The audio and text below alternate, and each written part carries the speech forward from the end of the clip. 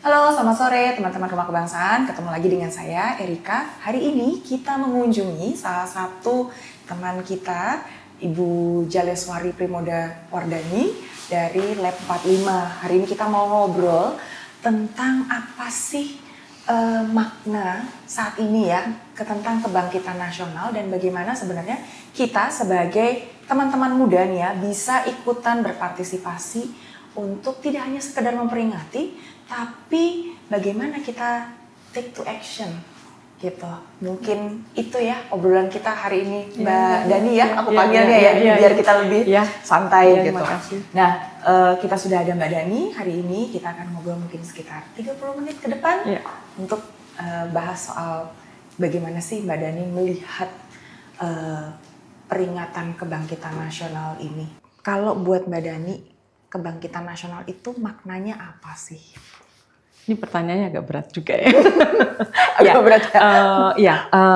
Kita bicara kebangkitan nasional biasanya 20 Mei. Kita mengacu pada tanggal 20 Mei. Nah itu ini adalah sebetulnya termasuk hari-hari penting karena di dalamnya itu memuat tentang spirit atau semangat tentang bagaimana kebangkitan bangsa Indonesia yang diperingati sebenarnya sejak lama sekali, yang itu mengacu kepada hal-hal yang sebetulnya yang sangat prinsip buat Indonesia. Misalkan kita waktu itu maknanya adalah soal persatuan. Kita bicara soal persatuan, kita bicara soal pendidikan, kita bicara tentang bagaimana membangun atau membentuk sebuah organisasi yang modern. Karena kalau nggak salah itu tahun 1908 ya. Jadi waktu itu semangat itulah yang kalau kita bicara atau menarik pada tahun ini itu sudah 100-an tahun lebih itu harusnya ada revitalisasi tentang pemaknaan itu. Tapi intinya soal persatuan misalnya itu sebetulnya kan cita-cita luhur dari pendahulu kita itu kan menginginkan bahwa Indonesia dengan takdirnya yang bineka ini dengan berbagai etnis, suku, agama dan lain-lain itu harusnya bisa hidup dalam keberagaman itu sendiri. Persatuan itu harus dibangun dan kemudian kan pertanyaannya setelah tahun ini misalnya atau hingga tahun ini itu apakah itu tercermin dari relasi-relasi kita sebagai bangsa gitu ya. Terus kemudian soal pendidikan, saya rasa pendidikan itu bukan sekedar soal proses pengajaran, tapi pembelajaran. Karena kalau proses pengajaran itu kan soal transfer pengetahuan, informasi dan lain-lain. Tetapi pembelajaran itu saya rasa itu lebih beyond itu. Jadi kita bicara soal akal budi, kita bicara soal integritas, kita bicara tentang semangat yang tercermin Budi Utomo itu sebetulnya dari kata Budi Utomo itu kan kita bisa melihat bahwa budi itu kan bisa diterjemahkan akal budi yang utama gitu ya. Jadi di sini pendidikan itu harus dimaknai itu bagaimana anak didik atau kita itu memiliki integritas enggak, bagaimana bukan hanya soal kepintaran, keahlian, keterampilan, tetapi akal budinya, integritasnya, kreativitasnya, keingintahuan dan etika segala macam itu juga harus memuat itu semua gitu. Jadi menjadi bagian yang jadi satu kesatuan yang tidak terpisahkan. Betul. Sehingga kita sebagai bangsa itu kita bukan hanya memuat soal kecerdasan, soal kepintaran, soal keterampilan, tetapi juga akal budi itu menjadi penting gitu. Nah, saya rasa ini relevan dengan semangat hari ini gitu ya. Dengan kondisi hari ini. Betul. Nah, misalkan sebagai contoh sederhananya aja soal korupsi. Korupsi ini kan bukan soal menggarong uang rakyat atau mencuri atau merampok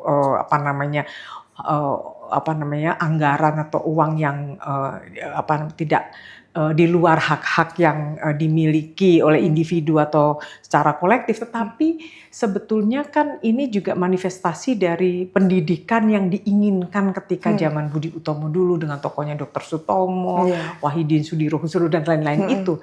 Tetapi memang waktu itu memang kita memiliki mimpi tentang bangsa yang tadi itu yang saya sampaikan itu. Jadi kalau hari ini kita mengevaluasi perjalanan kita sekian lama ini, 100 tahun lebih ini, itu bagaimana kita memaknainya gitu loh. Kita kan perlu mengevaluasi, 80 tahun hari ini, tanggal 17 Agustus nanti.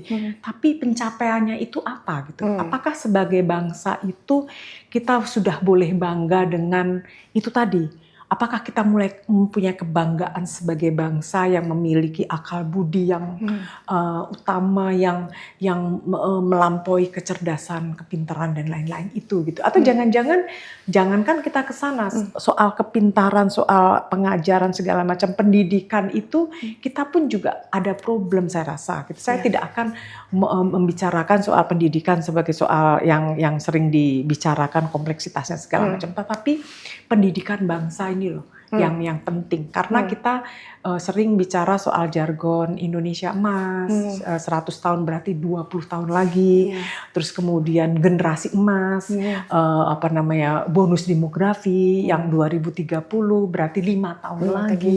Nah, kita mampu nggak mencapai itu? Dan bagaimana kita mengevaluasi, memaknai itu semua gitu? Di tengah terus terang aja kita harus berani mengakui bahwa setahun 2 tahun belakangan ini banyak sekali demo-demo yang dilakukan orang muda yang kita awalnya tuh underestimate bahwa orang muda sekarang itu tidak peduli terhadap kondisi sosial, politik, ekonomi sekarang ini, bahwa orang muda tuh ya apalagi kalau kita mengacu Gen Z, milenial itu kan kita suka melekatkan stigma generasi yang nggak peduli, yang pokoknya generasi-generasi yang bahkan ada yang melekatkan soal strawberry generation gitu kan sebetulnya stigma yang saya termasuk yang menolak itu gitu ya. Nah, tiba-tiba di tengah itu kita dihadapkan oleh ternyata orang muda itu juga punya kepedulian. Orang muda itu juga mencatat tentang apa yang terjadi di tanah air ini. Dan kita melihat 2 kali lah paling enggak soal darurat Indonesia Garuda Biru, terus kemudian Indonesia Gelap, terus kemudian mungkin yang ketiga revisi Undang-Undang TNI. Iya. Dan itu itu isu-isu yang langsung berimplikasi kepada kita gitu. Memang yang dibahas adalah isu tentang regulasi tentang undang-undang sebagian besar, tetapi itu adalah undang-undang yang punya implikasi kepada kehidupan warga. Nah, balik nih, tadi Mbak Dani menyebutkan kalau dulu gitu ya, mungkin tadi ya perjuangannya adalah untuk melepaskan diri dari penjajahan, terus kemudian ingin jadi merdeka, bangsa merdeka. Kalau sekarang nih memaknai, jadi apa sih sebenarnya yang menjadi musuh bersamanya? Ini ketika kita bicara soal gerakan tuh kadang-kadang disangkut pautkan dengan jadi apa yang menggerakkan mereka sebenarnya? Karena masalah kita tuh kan banyak sekali masalah ekonomi, kemudian masalah tadi pendidikan dan lain-lain. Jadi sekarang tuh sebenarnya apa sih yang menjadi titik temu dari bisa kita bilang nih teman-teman muda ini akhirnya mau bergerak gitu, solidaritas bersama ini gitu. Kalau saya melihat ini adalah akumulasi. Jadi misalkan ini sebagai contoh aja. Untuk revisi Undang-Undang TNI misalnya, mungkin para pengamat militer gitu ya, seperti yang sudah ada beberapa kali media memuat bahwa ini sepertinya tidak akan membawa difungsi TNI kembali kalau melihat pasal per pasal. Tapi mungkin kita lupa bahwa para mahasiswa atau para anak muda ini tidak melihat teks kering itu gitu loh. tapi dia melihat beyond itu. Karena apa? Karena pengalaman di lapangan mereka juga mencatat gitu loh. Antara hal-hal yang kita lihat di teks, hal yang dianggap ideal, terus kemudian implementasi di lapangan itu sering berjarak, gitu. Sering gapnya juga tinggi gitu. Jadi yang mereka protes adalah, saya rasa satu dialog gitu. Sekarang kita tuh jarang anak-anak muda diajak dialog gitu. Padahal misalnya kita bicara dalam konteks pembuatan regulasi, itu harus ada prasyarat, bukan hanya kita ngobrolin soal substansi, tetapi mekanisme proses yang sifatnya formil itu harus dilalui. Partisipasi bermakna, kemudian bagaimana melibatkan masyarakat, akademisi, praktisi, itu penting karena sebetulnya undang-undang itu di ujungnya kan untuk masyarakat. Jadi kalau mereka undang-undang itu didiskusikan di ruang-ruang tertutup yang jauh dari partisipasi, nah itu masyarakat protes itu dalam artian mereka itu hanya meminta hak-hak konstitusional mereka gitu, karena itu diatur dalam undang-undang dan MK menegaskan itu gitu loh. Jadi partisipasi bermakna itu jangan dianggap sepele, main-main gitu, karena itulah yang memicu kemarahan masyarakat karena dia sebagai bangsa yang tadi kita bicara persatuan, itu harusnya mereka dilibatkan gitu loh. Nah ini kan Indonesia ini kan milik bersama, bukan milik segelintir orang, sekelompok orang, apalagi kalau kita bicara soal elit segala macam, itu nggak bisa. Semua kebijakan yang diterbitkan itu kan untuk masyarakat. Jadi kalau end usernya kalau nggak dilibatkan, nah itu undang-undang itu siapa gitu loh. Ya. Nah, berangkat dari situ, bagaimana Mbak Dani melihat ini gerakan, kan kita sering ya melihat anak-anak mahasiswa berdemo gitu, melihat solidaritas kebersamaan ini, melihat gerakan sosial, kita sempat membuat stigma bahwa ini anak-anak muda nih pada demo karena ditunggangi gitu. Tapi sebenarnya ini membuktikan apa sih gitu? Sebetulnya statement itu menghina kecerdasan kita banget loh. Karena ini kan orang-orang muda, anak-anak muda ini kan demo itu kan dilindungi undang-undang. Ada dilindungi undang-undang dan itu bagian dari pendidikan yang diinternalisasikan kepada pikiran-pikiran kita, pikiran-pikiran mereka gitu. Jadi kalau mereka kemudian menstigmatisasi sebuah gerakan dengan tergesa-gesa bilang bahwa itu adalah bayaran segala macam. Oke, mungkin statement itu merujuk kepada beberapa peristiwa, tapi bukan seluruh peristiwa gitu. Kalau melihat bagaimana mahasiswa bergerak serentak tanpa dimobilisasi dan lain, saya rasa itu adalah kesimpulan yang menyederhanakan fakta yang ada gitu loh. Jadi kita jangan lupa, Erika, kita pernah muda gitu. Kita pernah turun ke jalan. Saya rasa bapak-bapak yang pernah mengkritik itu juga pernah menjadi orang muda. Orang muda itu kan penuh idealisme, selalu mendekonstruksi hal-hal yang mapan, selalu mempertanyakan dan lainnya. Itu jangan dibungkam. Kritis itu bagian dari pendidikan yang harusnya diapresiasi, bukan kemudian dibungkam, kemudian diopresi, kemudian diintimidasi. Itu salah betul gitu loh. Karena jangan lupa kita ini pernah muda, pernah memiliki jiwa pemberontak, pernah memiliki jiwa-jiwa yang mempertanyakan kemapanan, dan jangan kemudian sekarang orang-orang muda ini mengevaluasi kerja-kerja kita yang tua-tua ini, jangan marah gitu loh. Dan ini adalah proses dialektika, proses dialog antara generasi dan itu menyehatkan menurut saya. Jadi kita jangan sampai membuat teman-teman muda ini istilahnya jadi generasi yang pragmatis dan generasi yang betul. Kita bilangnya nggak mau ikutan. Kita jangan mencepelekan soal tagar kabur aja dulu loh.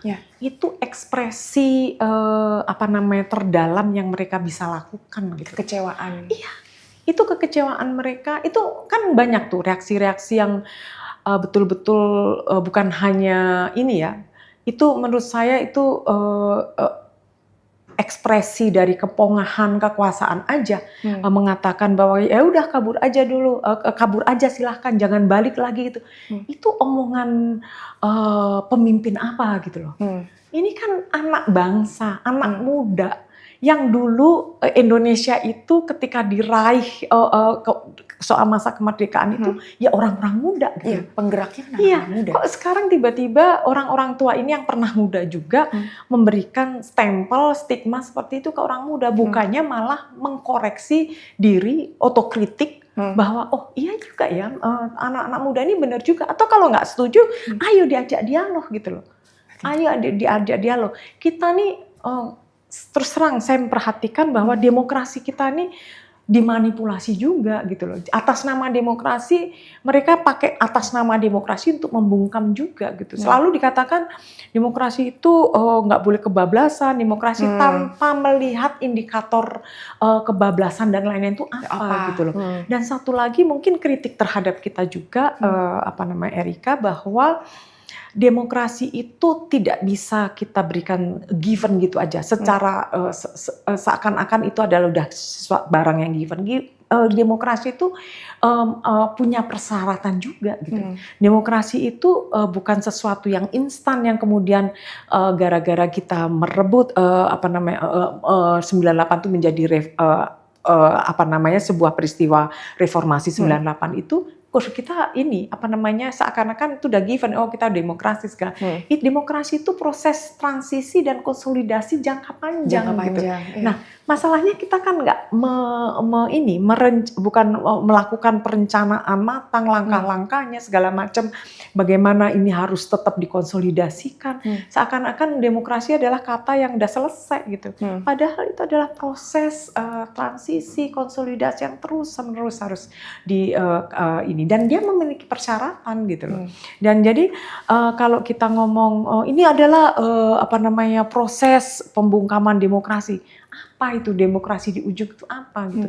Jangan-jangan kita perlu juga melakukan pembacaan ulang. Kenapa sih kita pakai kata demokrasi padahal kita sebenarnya situasinya sekarang itu udah nggak layak disebut demokrasi gitu. Gitu kan ada juga. Itu kan banyak sekali omongan-omongan semacam itu. Dan kita jangan alergi mengatakan bahwa kita nggak demokrasi. Terus segala macam buktinya masih ada orang nggak ditangkap ini. Nggak gitu ukurannya. Nggak sesimpel itu. Betul. Jadi mungkin bangsa ini butuh otokritik, perlu evaluasi mendalam tentang apakah perjalanan kita sejak 20 Mei itu tuh sudah on right track. Nah, kalau sekarang nih, ini kan kita salah satu yang selalu menjadi masalah buat kita, dan ini jadi PR sebenarnya. Di satu sisi ini jadi masalah, tapi ini juga menjadi tantangan buat kita bagaimana kita memanfaatkan si bonus demografi ini. Kita mau menuju Indonesia Emas. Banyak teman-teman muda kita yang mungkin mereka masih bingung nih mau ngapain gitu. Terus kemudian banyak sekali masalah yang kita bahas yang jadi persoalan negara ini gitu. Kalau dari Mbak Dani gitu dan teman-teman dari Lab 45, apa sih yang bisa kita dorong gitu ya ke anak-anak muda ini supaya mereka juga mau ikutan terlibat gitu, karena ini kan mereka besar sekali ya jumlahnya. Gitu. Jadi omongan soal bonus demokrasi itu kalau nggak hati-hati juga bisa jadi jebakan juga buat kita gitu ya. Bayangan kita bonus demografi itu kalau secara definisi sederhananya ini kan ada satu titik di mana usia angkatan kerja, usia muda itu kita memiliki banyak sekali gitu. Dan ini tidak bisa titik, tapi ini masih koma. Gitu. Terserah bagaimana akhirnya pemerintah atau negara ini memperlakukan bonus demografi dengan anak-anak muda yang begitu besar angkatan kerja segala macam yang sangat potensial untuk memajukan segala macam. negara sudah berbuat apa dengan ini? Negara itu harus memfasilitasi gitu. Apakah anak-anak muda ini sudah diberikan peluang yang sama? Ini kan entitas yang heterogen, bukan entitas yang homogen. Diberikan kesempatan yang sama, diberikan fasilitas yang memadai untuk mereka berkembang, untuk menjadi yang tadi itu soal pendidikan yang berintegritas, pendidikan yang bukan hanya mengedepankan soal pengajaran, tapi pembelajaran dan lain-lain. Jadi kalau kita melihat ini soal bonus demografi itu kritik terhadap misalkan kritik terhadap Wapres misalkan ya soal bonus demografi itu konteksnya harus dipahami bahwa kita bukan menolak soal pembicaraan bonus demografinya, tetapi itu masih koma gitu loh. Sekarang pertanyaannya bagaimana negara memfasilitasi itu agar bonus demografinya itu benar seperti yang kita harapkan, anak muda yang bukan hanya kreatif tapi juga potensial menghasilkan Indonesia yang transformatif. Gitu. Benar, Indonesia yang kita harapkan. Ya. Nah, ke depan nih Mbak Dani, ini kan kalau kita lihat sekarang, ini teman-teman muda ini kan heterogen banget ya. Ada yang memang mereka memikirkan hanya bagaimana mereka bekerja atau bersekolah gitu kan, kemudian dapat penghasilan lain. Tapi ada juga teman-teman yang dengan kesadaran mereka kemudian membentuk berbagai macam kelompok-kelompok, gerakan-gerakan kecil, komunitas, teman-teman yang bekerja di gerakan-gerakan kemanusiaan gitu. Nah kalau Mbak Dani sendiri melihatnya gerakan-gerakan ini seperti apa? Ini karakter orang muda itu kan ini ya, sangat kreatif. Jadi memanfaatkan celah di mana mereka merasa dihambat di satu sisi, mereka akan melihat sisi yang lain gitu ya. Ini bagian dari survival strategies, bagian dari strategi kelangsungan hidup. Bahwa baik kalau misalkan kita dilarang ini, dihambat di sini, mereka punya daya kreativitas untuk menciptakan ruang-ruang yang berbeda gitu. Kemudian mereka misalkan dilarang untuk bicara, diskusi, itu hal-hal tertentu misalnya, itu mereka akan mencari celah di mana diskusi itu tidak lagi formal. Mereka mencari yang non formal, mereka mencari situasi di mana nggak dicurigai, nggak diintimidasi. Jadi mereka lebih cair, mereka mencari mungkin ruang-ruang yang tidak mudah untuk dilihat bahwa ini diskusinya akan mengancam kelompok tertentu atau dialog itu nggak membuat mati loh. Jadi negara dengan segala kedikdayaan perangkatnya itu nggak usah khawatir. Ini orang-orang muda yang ingin melakukan sesuatu untuk Indonesia dengan cara mudanya. Mungkin ada yang naif, mungkin ada yang sangat cerdas segala macam. Ya biarin aja. Pemerintah dan negara itu harus memfasilitasi, memberikan ruang itu gitu loh. Jadi ketika ruang itu dipersempit, ruang itu dibatasi, maka akan muncul gejolak-gejolak itu. Justru saya melihat ini adalah bentuk kreativitas orang muda yang sebetulnya kita miliki semua gitu. Saya rasa kita semua ini pernah muda gitu. Termasuk aku juga. Nah, terakhir nih.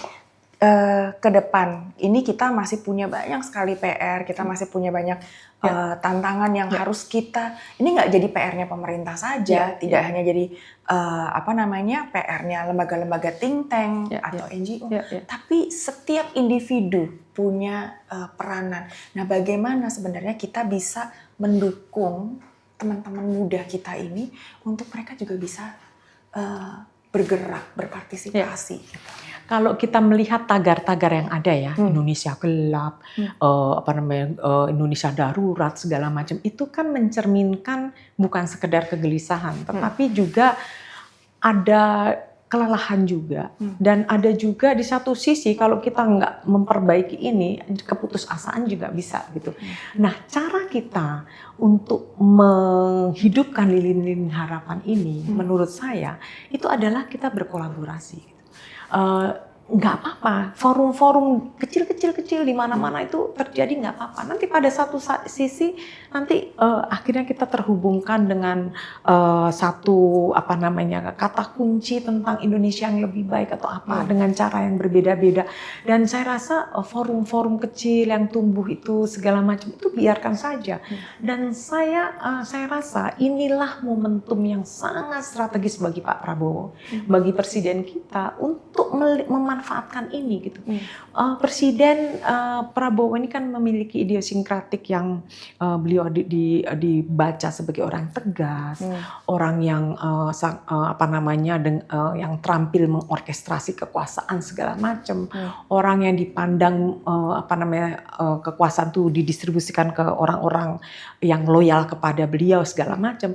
Beliau penting untuk memerintahkan kepada staf bawahannya itu untuk memberikan ruang bagi orang-orang muda ini untuk berkreasi gitu. Nggak apa-apa, jangan takut dengan diskusi, jangan takut dengan dialog, itu nggak membuat mati. Ini malah lebih ngeri kalau kayak kekerasan di jalanan, chaos, demo itu malah ini. Tapi kalau diberikan ruang, ngomong sepuas-puasnya, apa sih bahayanya ngomong? Kalau itu diberikan ruang, orang tuh langsung tahu batasannya gitu loh. Tapi kalau ini belum ngomong sedikit saja langsung dibatasi, diintimidasi dan lain-lain, ya itu nanti akan mengeras gitu. Dan saya rasa saya sih berharap Pak Prabowo, Presiden kita itu memanfaatkan momentum ini. Beliau memerintahkan kepada mungkin aparat keamanan untuk tidak opresif, aparat keamanan lebih ramah kepada diskusi-diskusi yang ada, karena ini adalah proses mencerdaskan bangsa. Dan ini relevan dengan soal kebangkitan nasional kita, persatuan, soal pendidikan yang mencerahkan. Bukan pendidikan itu bukan soal memberikan soal menyediakan wadah, tapi itu menyalakan api. Gitu. Dan ini sifatnya jadi lebih organik karena datangnya dari bawah, bukan dikendalikan atau dikondisikan dari atas. Oke. Terima kasih Mbak Dani buat ngobrol-ngobrolnya. Ini mencerahkan banget buat kita semua dan sebenarnya juga teman-teman muda ya. Kita harapannya momentum kebangkitan nasional ini tidak hanya menjadi hari besar nasional yang hanya diperingati setiap tahunnya, tapi kita juga pengen bukan seremonial. Benar. Tapi kita juga pengennya ini menjadi momentum untuk ayo teman-teman muda, terutama kita sama-sama bergerak. Kita bergerak apa yang menjadi concern kita, gitu. Kita punya masalah iklim, ayo kita sama-sama dengan cara masing-masing gitu ya, dengan karakter masing-masing kita bisa bergerak gitu. Kita bisa melakukan sesuatu yang nantinya juga akan bisa berguna untuk Indonesia kita ke depan mau seperti apa. Gitu. Kan kita pengennya Indonesia ke depan tuh lebih kita baik. semua mencintai Indonesia dengan cara kita masing-masing. Benar. Gitu. Sekali lagi terima kasih teman-teman. Kita ketemu lagi di podcast berikutnya dengan tamu yang tidak kalah hebatnya. Jadi nantikan terus podcastnya Rumah Kebangsaan. Sampai sore. Thank you. 1, 2